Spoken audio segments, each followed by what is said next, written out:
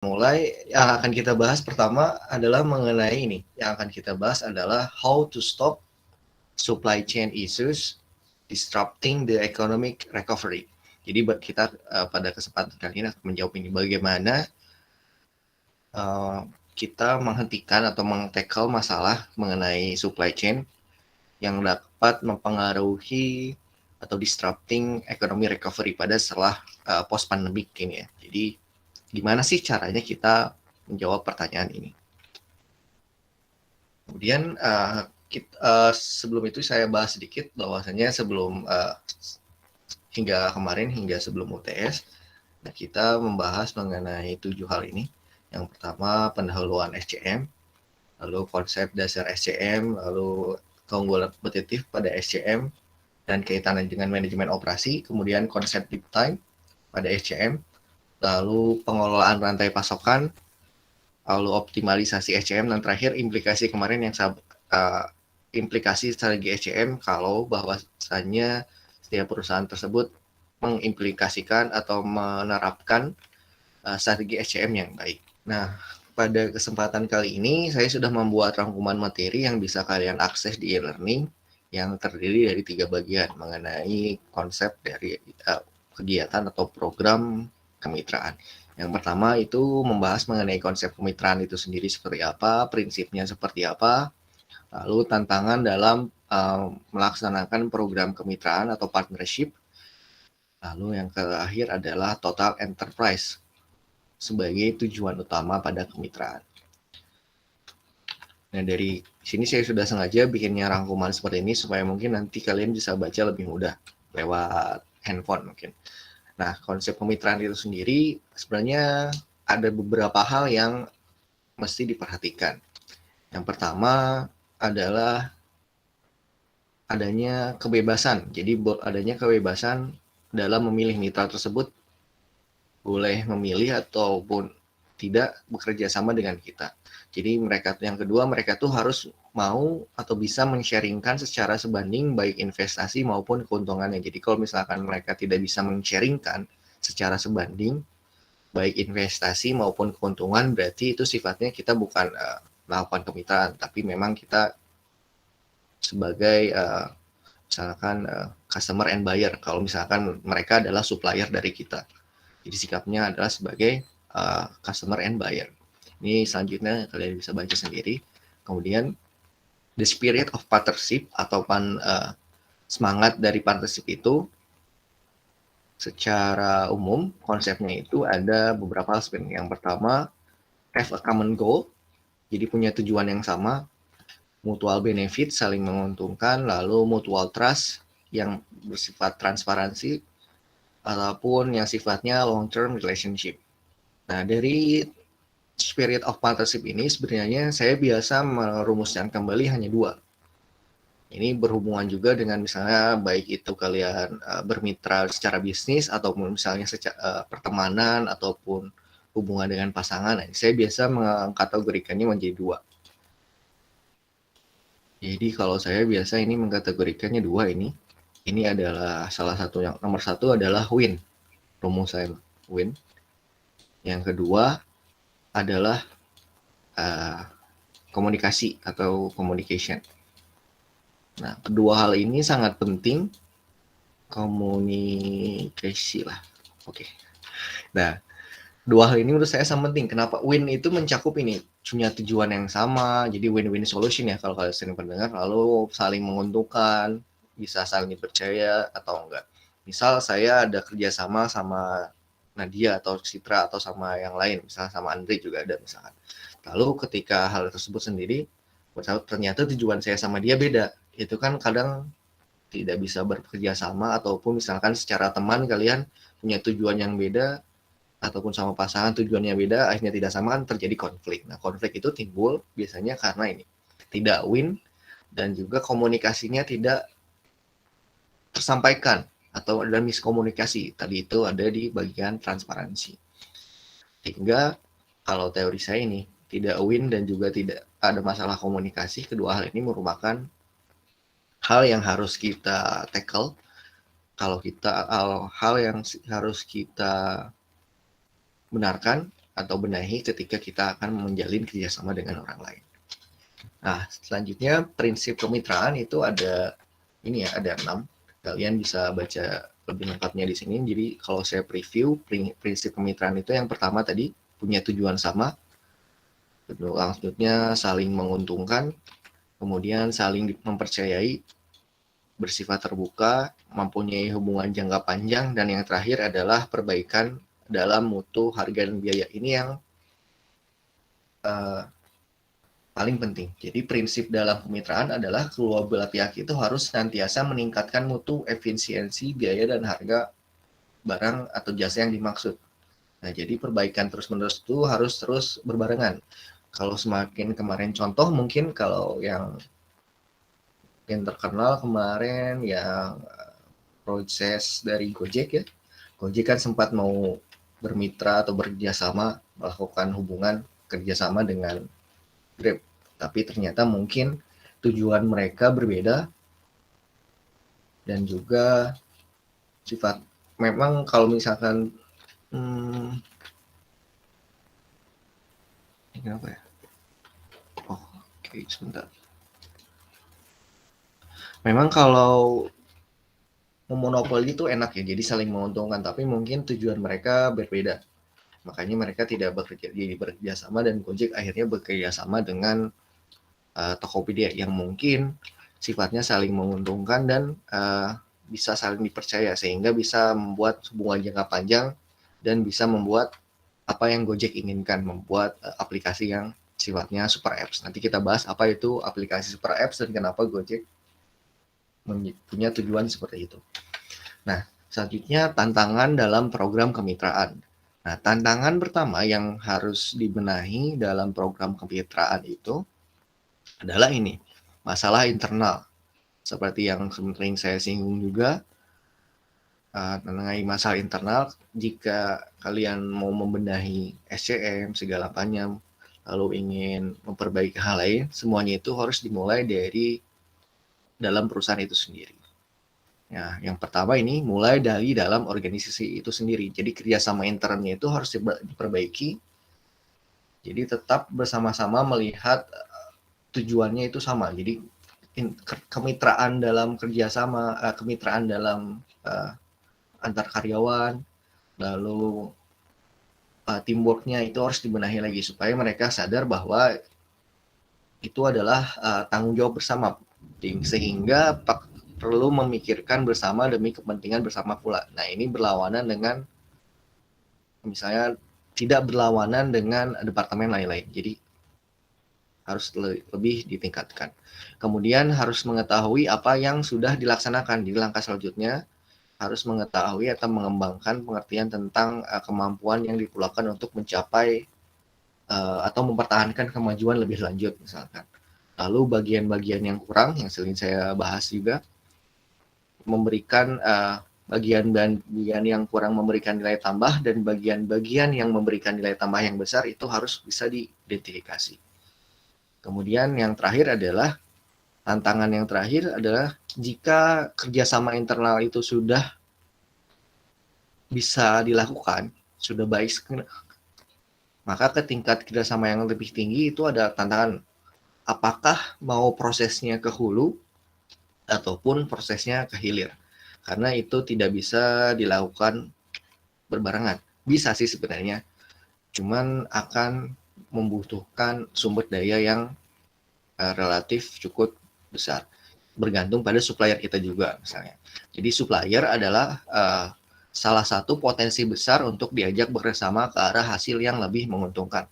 Misal kalau saya tadi ambil contohnya Gojek kan, Gojek dia asalnya aplikasi untuk pesan ojol aja, tapi dia sekarang bekerja sama dengan ataupun mengakuisisi beberapa perusahaan kecil yang memang masuk ke dalam ekosistem mereka. Nah, itu mungkin bisa dilakukan seperti Gojek ke arah hulu dan hilir, tapi membutuhkan misalnya sumber daya uang ataupun sumber daya manusia yang cukup bagi. Nah, dari tadi case yang tadi, sebenarnya Gojek ataupun perusahaan-perusahaan yang sekarang mereka itu memiliki satu tujuan yang sama.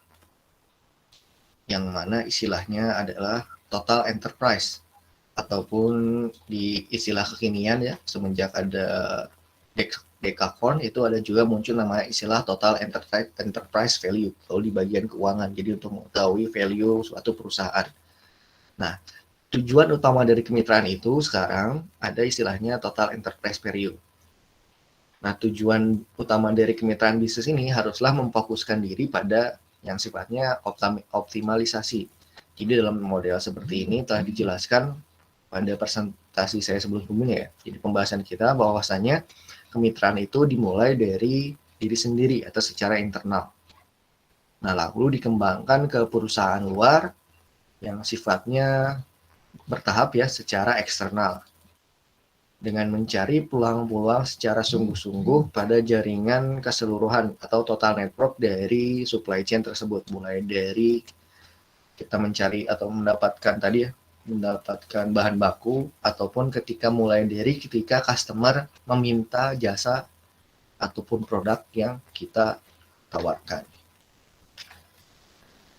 Oke, nah ini beberapa hasil riset ya, keberhasilan dari tipe-tipe perbaikan yang dilakukan. Nanti kalian bisa baca sendiri, ini hasil dari riset. Jadi, misalkan saya ambil contoh, dengan melakukan pengurangan persediaan atau inventory reduction, itu bisa mengurangi safety stock atau mengembangkan sistem just-in-time delivery.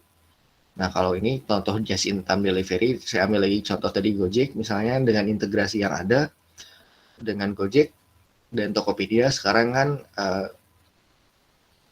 paket kiriman instan itu kan, yang kalau tidak salah si bisnis ambassador iklannya itu sama Ariel Noah. Nah itu kan bisa murah karena itu sudah dalam internal perusahaan dan mungkin sudah dikalkulasikan. Jadi kalau dulu kan berbeda perusahaan, bisa lebih cepat. Itu contoh dari just in time delivery. Selanjutnya bisa kalian lebih singkat baca di sini mengenai bagaimana keberhasilan dari tipe-tipe perbaikan yang mungkin bisa dicapai untuk suatu proses kemitraan bisnis. Oke. Nah, misalnya ini terakhir saya bahas ya, ambil contoh perbaikan hubungan dengan pelanggan atau customer relationship improvement. Nah, itu akan meningkatkan hubungan pelanggan sekitar 20-40%. Ini dari buku ya. Jadi kalau kalian punya bukunya bisa diakses atau dilihat hasil risetnya. Jadi caranya dengan mencari atau menanggapi kebutuhan nyata mereka dan menciptakan cara-cara untuk memuaskan mereka. Ini contoh yang lain adalah misalkan ketika pandemi kemarin, kan orang cari makanan pengen cepet, nggak bisa keluar kemana-mana. Nah itu makanya kemarin banyak diskonan untuk pengiriman instan. Contohnya seperti itu. Nah kunci dari semua contoh strategi tadi, bagaimana cara-caranya dan semuanya tentang proses kemitraan tersebut adalah mereka itu harus menganggap dan melakukan semua perusahaan dalam jaringan dan dalam suatu rantaian network mereka sebagai suatu totalitas yang satu, atau istilahnya sebagai total enterprise. Maka jaringan perusahaan itu sama dengan jaringan mata rantai. Nah, yang mau dicapai oleh yang namanya super apps itu istilahnya misalkan seperti kalau di China itu ada WeChat, nah Gojek, mereka ingin semua rantai pasokan itu merupakan perusahaan mereka. Jadi jaringan perusahaan sama dengan jaringan mata rantai pasokan atau supply chain. Jadi dari hulu sampai hilir adalah mereka. Contoh perusahaan lama yang sudah kerap melakukan ini adalah misalnya Indofood.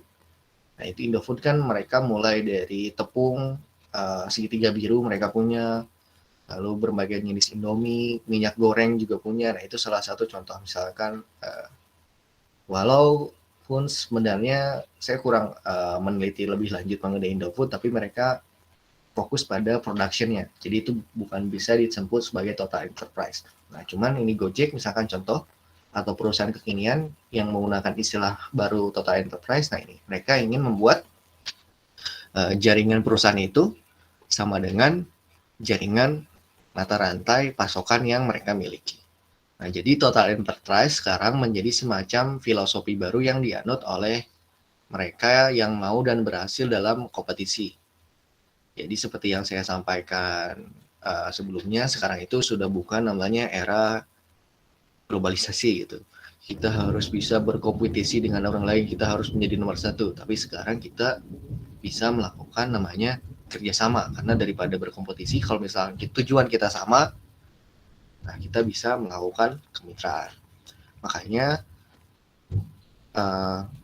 kesadaran baru ini dapat mengacu lagi perusahaan untuk meningkatkan kerjasama dengan kemitraan bisnis yang memang memiliki tujuan dan visi misi strategi yang sama.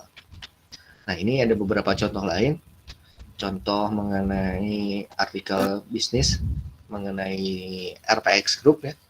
Jadi mereka adalah perusahaan kurir barang. Jadi mereka melakukan kemitraan seimbang dan menjadikan RPX Group berkembang pesat dengan cara melakukan kemitraan. Nanti kalian bisa baca lebih lengkapnya di sini. Nah, mereka melakukan beberapa kemitraan dengan FedEx, lalu Eagle Global Logistics yang punya jaringan di 5 benua. Nah, sehingga mereka bisa melakukan joint venture bersama Sumitomo Bank dari Jepang. Jadi ketika kalian mau kirim apapun ke RPX, ke negara manapun, karena mereka punya jejaring yang baik, kemitraan yang baik, maka RPX bisa menjadi partner kalian seperti itu. Nanti kalian bisa baca lebih lengkap di sini.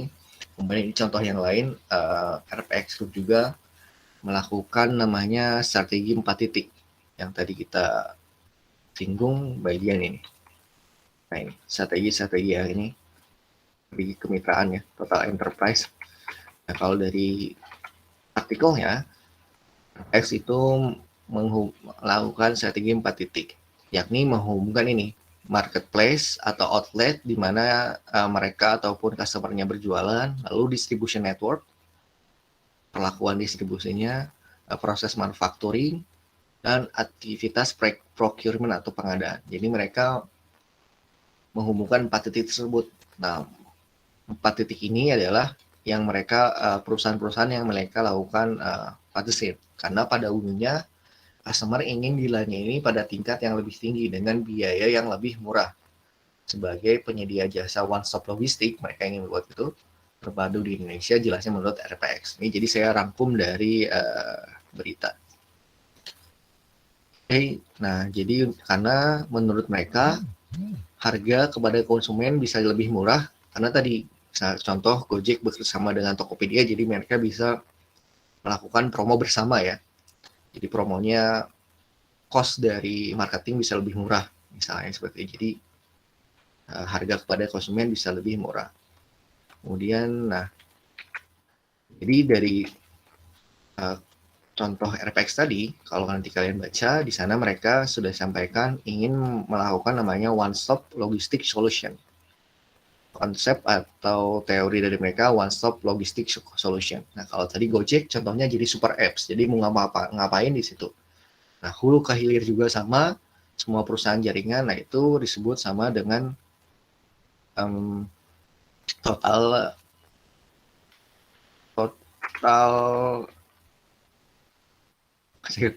enterprise ya. Itu adalah total enterprise. Nah, berarti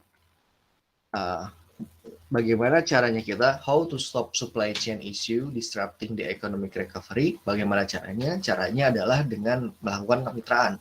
Dengan melakukan kemitraan tersebut, misalkan di tempat kalian bekerja sekarang, ataupun nanti misalkan kalian mau bekerja di mana, ketika kalian masuk, misalkan ada interview baru, misalkan kan sekarang udah mulai nih banyak dibuka-buka kembali. Nah, kalian misalkan menganalisa perusahaan ini punya masalah apa. Ketika interview misalnya, kalau saya sih biasa, saya lihat perusahaan ini punya masalah seperti ini. Kalau saya bisa bekerja sama dengan bla bla bla bla bla bla. Makanya supaya nanti cepat naiknya escalat dibandingkan dengan yang lain kan membenahi sendiri, misalkan butuh dana pinjaman, hubungan dengan mitra segala macam. Nah, caranya yang paling cepat dan efisien adalah dengan melakukan kemitraan. Menganalisis dahulu proses logistik dan supply chain dari perusahaan tersebut. Kita lihat kerjasama yang mungkin sesuai dengan perusahaan yang tergabung dalam jaringan logistik kita atau jaringan supply chain manajemen perusahaan tersebut. Nah, ada juga quote dari Tradeshift, CEO-nya bernama Christian Lang, dia nge-tweet bahwa dia berkata bahwa creating a global trading system capable of withstanding future shocks will require a coordinated effort from both government and private sector. Nah, jadi kerjasama yang mungkin dilakukan supaya tertahan gitu kan, karena misalnya ada COVID segala macam ataupun nanti ingin recovery adalah kerjasama bilateral, kerjasama atau trilateral atau 4 pihak, 5 pihak, baik itu government to government ataupun private sector, swasta kepada perusahaan pemerintah ataupun swasta dengan swasta. Nah, kita lihat nih nanti misalkan sekarang udah Desember nih, kita lihat 2021 apakah teori atau yang saya sampaikan nanti sesuai, apakah nanti memang akan banyak kerjasama perusahaan baik itu government to government ataupun sebaliknya.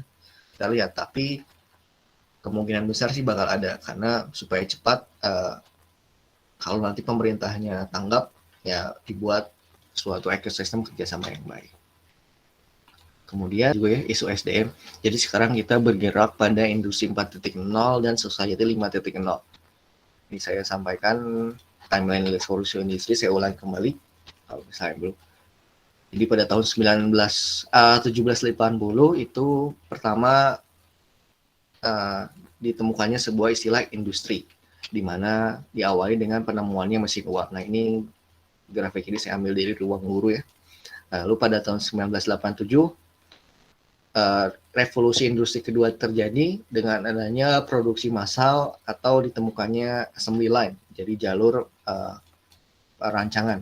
Kalau misalkan yang kalian ingat kan ada kemarin contoh toko roti ataupun pembaikan dari yang lain. Nah, itu ditandai dengan assembly line dan juga adanya elektrifikasi. Jadi tidak menggunakan lagi mesin uap. Lalu pada tahun 1970 ada industri yang ketiga, revolusi industri ketiga, ditemukannya otomatisasi dan globalisasi. Jadi produknya itu sudah menggunakan komputer dan elektronik, termasuk pada robot. Nah, sekarang selain berkembangnya ada istilahnya menggunakan digitalisasi, di mana penggunaan perangkat itu saling terhubung dengan artificial intelligence atau juga cloud dan juga IoT. Jadi kita terhubung. Nah, ini juga yang sering dipolitisasi nih, yang seperti saya sampaikan ya. Pemerintah kemarin bilang industri 5.0 segala macam, padahal sebenarnya industri sekarang sudah bergerak ke 5.0. Kalau saya bilang pada semester awal bilang sekarang sudah bergerak pada back to nature gitu, lalu isu-isu sustainability, nah itu benar, karena personalisasi yang perusahaan tersebut ataupun misalnya di Eropa, contohnya biasanya mereka memang personalisasi masalahnya itu adalah pada climate exchange. Jadi perubahan climate. Makanya kalau kalian tahu, lihat film-film beberapa dari Eropa, kalau misalnya sering nonton, misalnya dari Swedia atau Jerman, itu biasa masalah tersebut diambil. Kalau misalkan yang senang nonton Netflix, ada di situ film Thor, lalu ada film Sinister kalau tidak salah, itu masih berhubungan dengan alam, walaupun tentang agak sedikit adventurous. Nah, itu ya. Jadi masalahnya adalah personalisasi. Apalagi kalau misalkan di negara yang berkembang, misal kita kan misalkan masalah umum mungkin lebih pada keadaan lapangan pekerjaan misalkan. Kalau misalkan berkembang seperti China, mungkin harga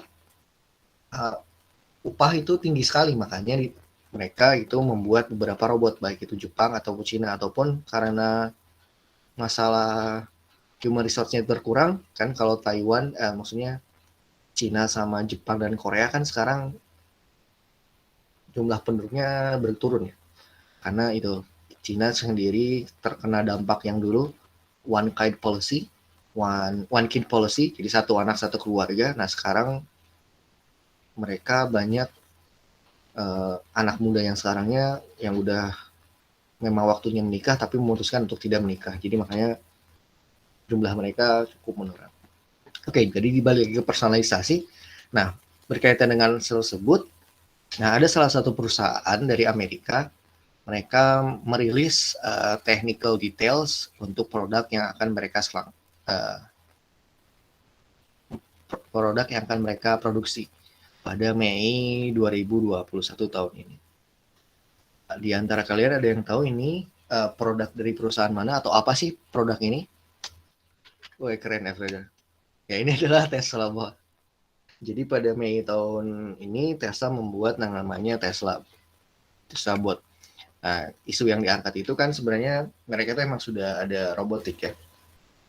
Jadi makanya setelah itu kalau kalian tahu di beberapa forum sempat bingung itu Tesla membuat Tesla Bot yang mungkin nanti akan menggantikan beberapa pekerjaan. Kalau bilangnya si Elon Musk bilangnya akan menggantikan pekerjaan hard work-nya dari manusia supaya lebih gampang. Padahal kalau di sisi lain ini contoh atau preview gambar dari pabrik Tesla atau mobil pada umumnya itu udah hampir 100% produk assembly, kadang juga manufacturing dan ngelas itu segala macam udah sama robot. Terus kenapa harus bentuknya humanoid?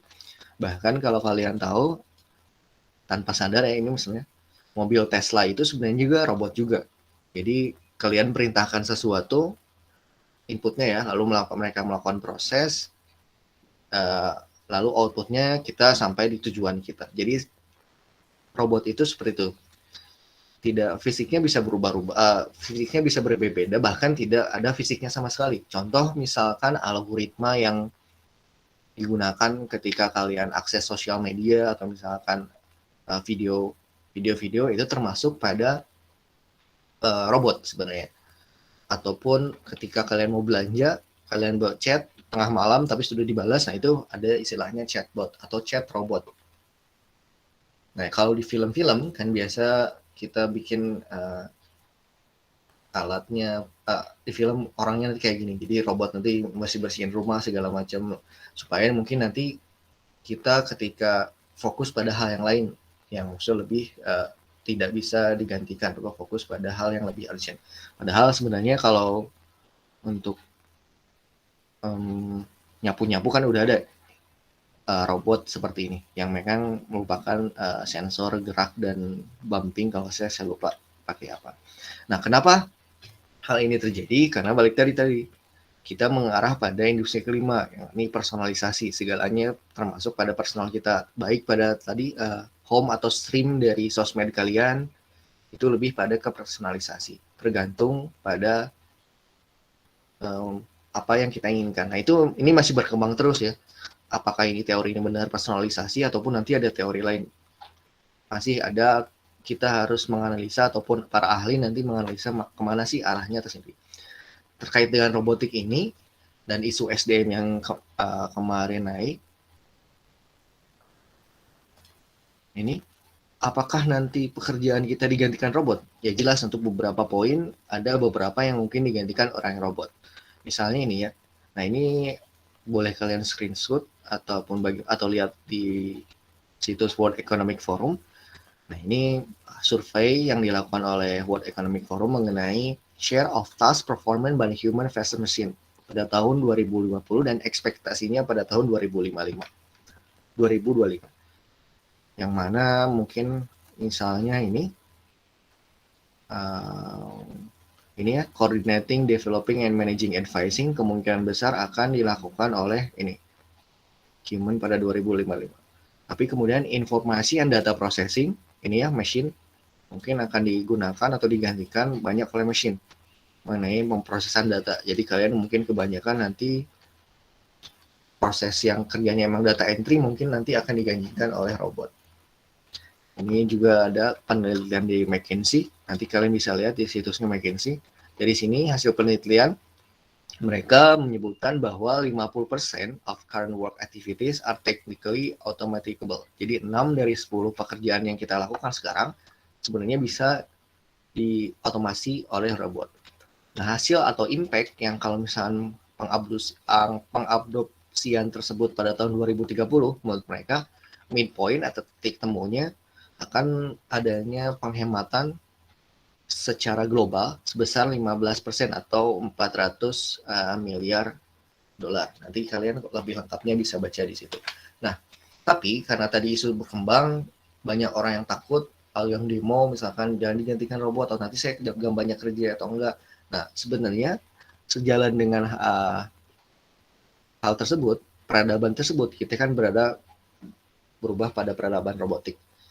Nah, sebenarnya teknologi itu membuat lebih banyak lapangan pekerjaan dibandingkan dengan pekerjaan yang mereka hancurkan. Misalnya kayak tadi, mungkin nanti nggak ada tukang nyemen lagi misalkan pakai robot.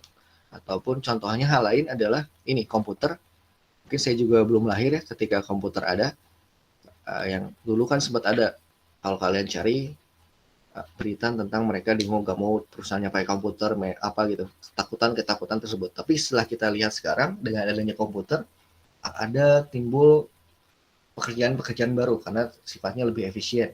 Sekarang karena adanya komputer, kita bisa melakukan kuliah daring seperti ini, walaupun sedang ada pandemi seperti itu.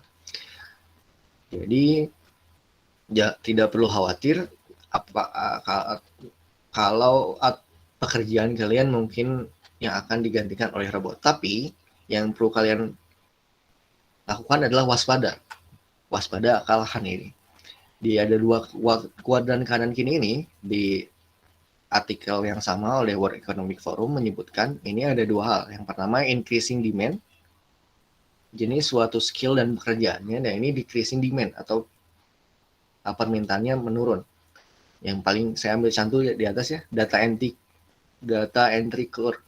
Jadi orang yang tugasnya melakukan data entry.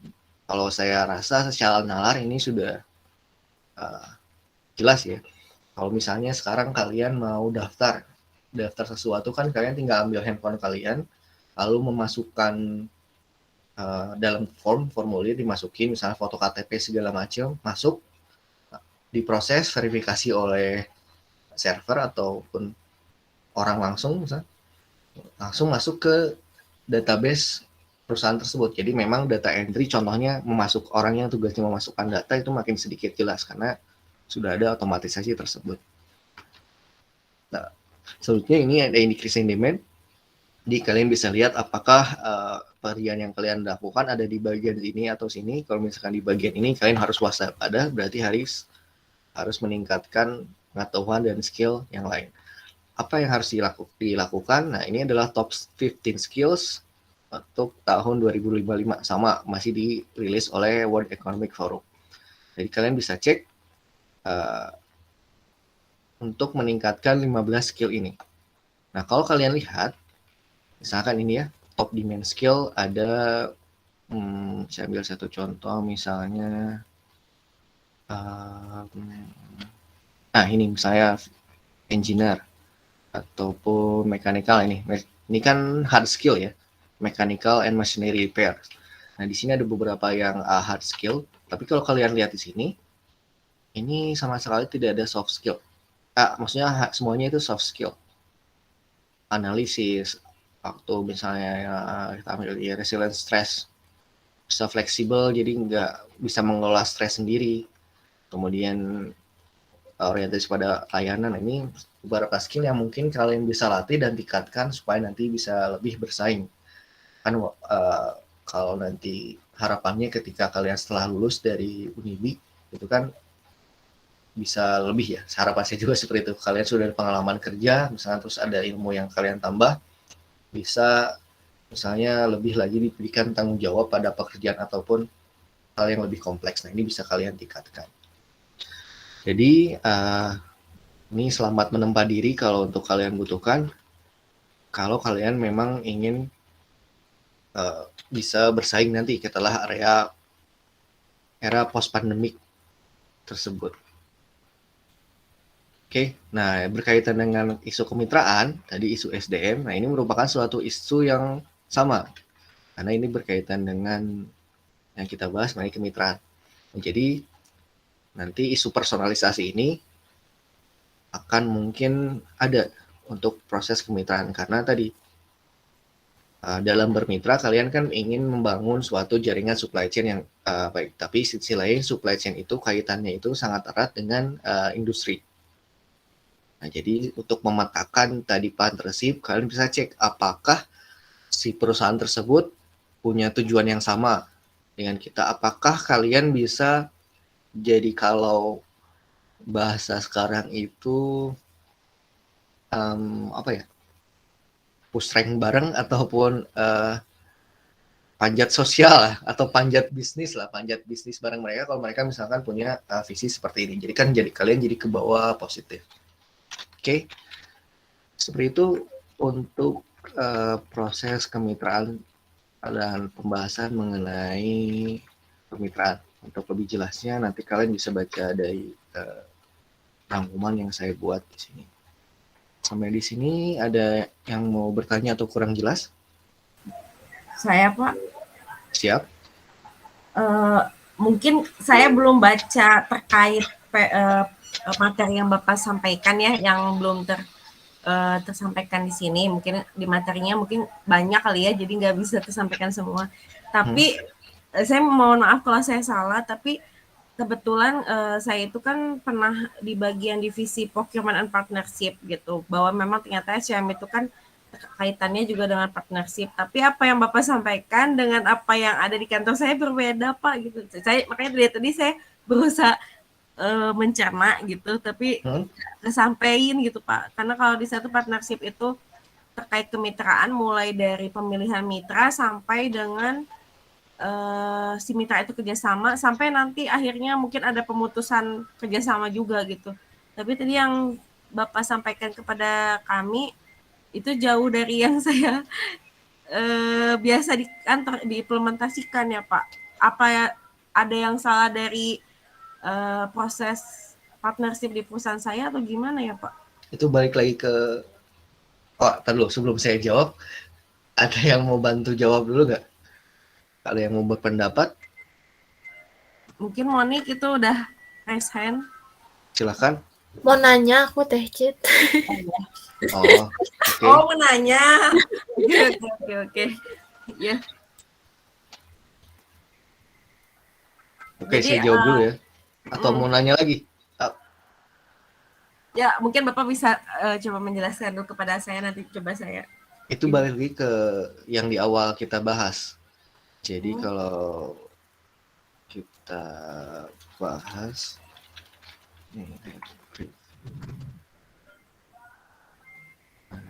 window salah.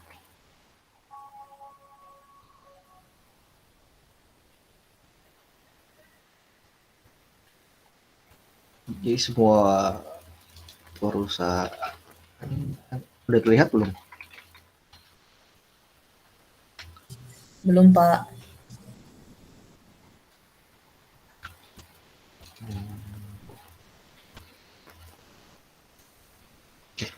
Ini balik lagi ke pembahasan kita di awal mengenai ini. Jadi mulai kajian yang di awal sebelum UTS itu mengenai ini pendahuluan, lalu konsep dasar, kemudian keunggulan kompetitif, lead time, dan yang paling penting ini ada di bagian kelima mengenai pengelolaan rantai pasokan. Itu kan bergantung pada produk dan servisnya sendiri. Jadi apakah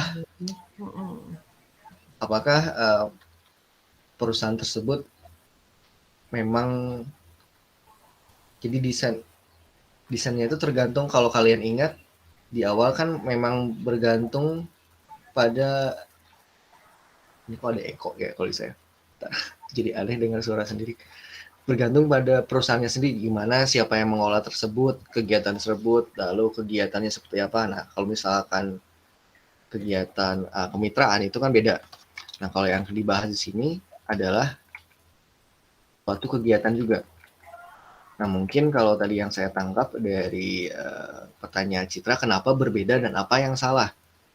Apakah Iya, sebetulnya ada yang salah dari apa yang sedang diimplementasikan di perusahaan saya gitu Pak, terkait partnership itu.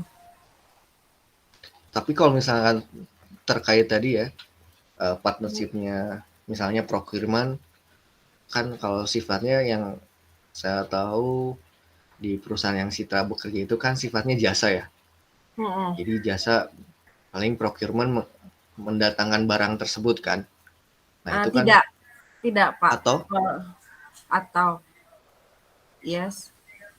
atau mau melakukan hal tersebut. Nah itu tergantung pada yang ini. Kalau pada pembahasan kita adalah ini, bagaimana mereka mengelola rantai pasokan. Jadi sistemnya mau seperti apa.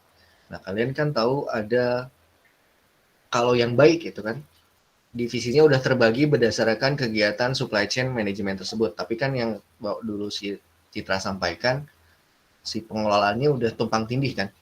Iya. Nah, kalau yang saya baca juga dari tugas, memang sebaiknya dipecah. Mm-mm. Jadi tidak ya sesuai dengan sejalan dengan teori. Tapi Oke.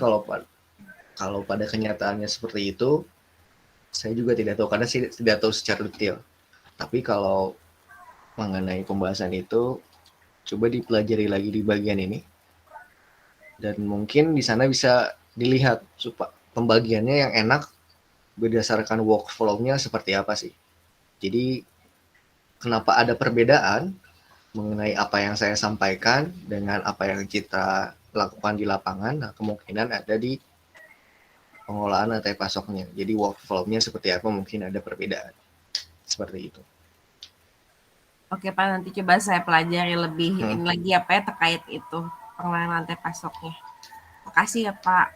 Ya jadi kalau biar enaknya sih, Citra kan udah tahu SCM kayak gimana. Misalnya ini mau nyambungin ya, nanti Mm-mm. penelitian terhadap ini. Nggak tahu kan, mungkin nanti skripsi mau ngambil ini, saya nggak tahu. Tapi kalau mau diambil, jadi kita lihat di lapangan seperti apa, teorinya seperti apa, harusnya, terus penelitian, selesai deh skripsinya. Gitu Maksudnya kan. saya nggak tahu apa sih Pak untuk make sense antara SCM dengan karena saya kan ngambil penjurusannya sumber daya manusia ya. Hmm. Saya nggak tahu mau nyambungin ke SCM-nya apakah terkait beban kerja mungkin ya.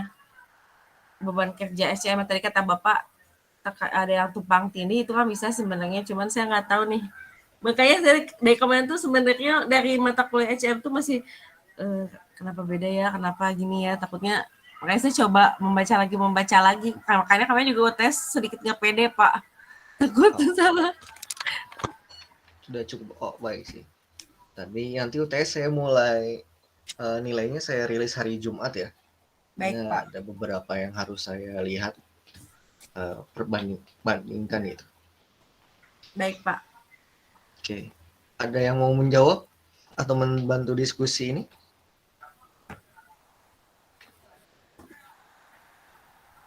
Kalau udah cukup jelas, coba tadi ada pertanyaan lain dari Monik mau bertanya lagi? Iya, Pak. Silakan. Mengenai yang robotik itu. Hmm. Misalnya, walaupun yang buat SCM-nya masih ngebutuhin SDM-nya tuh manusia, itu tuh kira-kira bisa kompleks nggak sih, Pak? Kayak misal, kayak si mobil Tesla, kan ada autopilot. Hmm. Mereka didesain buat jalanan jelek nggak? Kayak misalnya didistribusiin ke Indonesia terus ditempatin di kabupaten. Itu tuh mereka kira-kira siap atau enggak? Itu ada use case unik. Kalian tahu ini enggak? Ya, salam dari Binjai itu pernah dengar?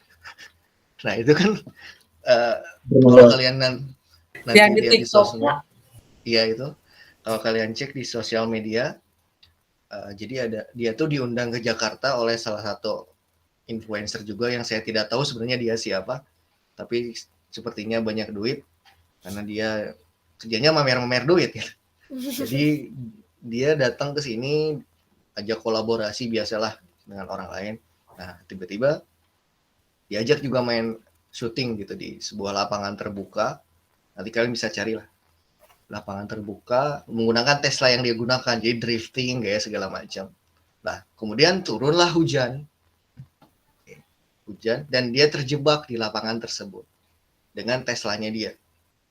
Jadi Teslanya nggak bisa bergerak karena itu lumpur ya, bergerak. Berarti Jadi dia semalaman di situ. Nah, menjawab pertanyaan Monik, ada use case tersebut dan kalau misalnya kalian nanya, berarti Tesla tidak dirancang untuk jalanan off-road gitu kan. Ada model yang lain yang kemarin gagal juga. Kalau kalian tahu mungkin Mujaki lebih tahu dari saya karena bisa menjawab pertanyaan mengenai robot apa tersebut. Jadi ada mereka mau bikin kayak mobil Hammer atau apalah saya lupa konsepnya yang mau dibuat jalanan off-road sama. Cuman kemarin pas launchingnya ketika lagi demo kan bisa kuat gitu. Tapi ketika dilempar saya lupa apa yang di barang si kacanya pecah. Ada yang pernah dengar? Jadi tidak bisa diimplementasikan. Jadi keterkaitan dengan yang tadi sifat dari robot tersebut adalah sifatnya itu adalah membantu kegiatan kita. Jadi adapun survei yang dilakukan oleh atau penelitian yang dilakukan oleh World Economic Forum ataupun oleh McKinsey ini adalah prediksi atau proyeksi dari gambaran nanti 5 tahun ke depan.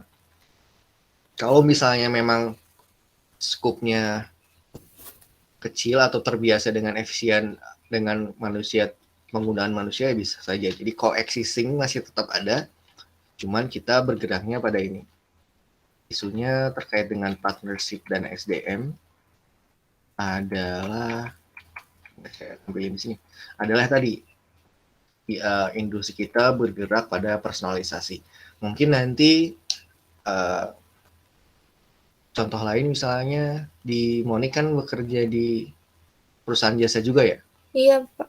Nah misal datang ada kan biasa di sana menyewa di tempat Monik bekerja bisa sebulan atau setahun. Nah, mungkin nanti ada personalisasi ruangannya seperti apa, ataupun sesimpel kayak gini misalkan di sana ada Google Nest atau Alexa ketika dia buka pintu, misalkan dia pengen disapain ataupun dikasih tahu berita yang relate sama dia. Itu udah salah satu contoh robot personalisasi sih. Misalnya mau improvement ya. Jadi bisa coexisting dan bisa bersama-sama. Jadi tidak melulu si robot itu menggantikan kita. Kalau tadi use case-nya seperti tadi Tesla ya. Berarti TNC applied ya Pak? Apa? Berarti TNC applied. Ya. Oke Pak. Makasih. Seperti itu ya. Ya, sama-sama. Ada yang mau menambahkan? Mungkin?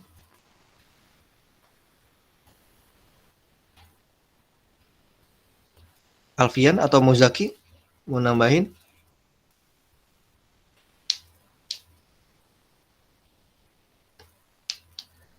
Terkait dengan SDM ini, saya karena lihat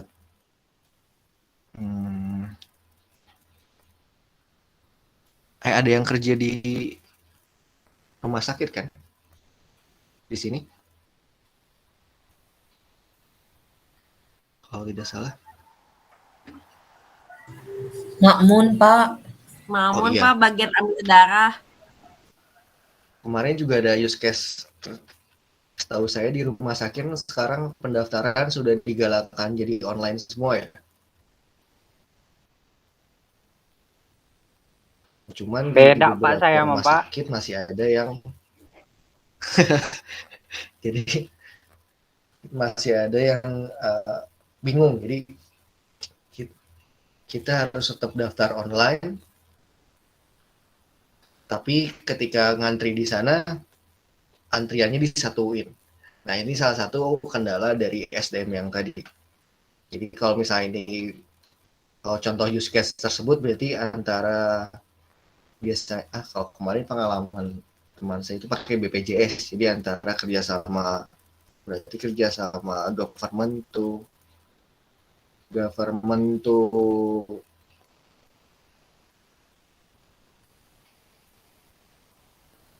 private-nya kurang baik. Jadi mungkin kesiapan dari rumah sakit itu belum semua siap, SDM-nya masih kurang baik. Nah, kalau misalkan terjadi tersebut, bisa terjadi gap kayak yang tadi. Jadi misalnya niatnya bisa cepat kan, kalau tinggal scan datang, tapi si SDM-nya mungkin ataupun tempatnya sendiri masih kurang mumpuni. Oke, itu salah satu contoh yang lain. Oke, kalau begitu kita masih ada sebenarnya waktu 20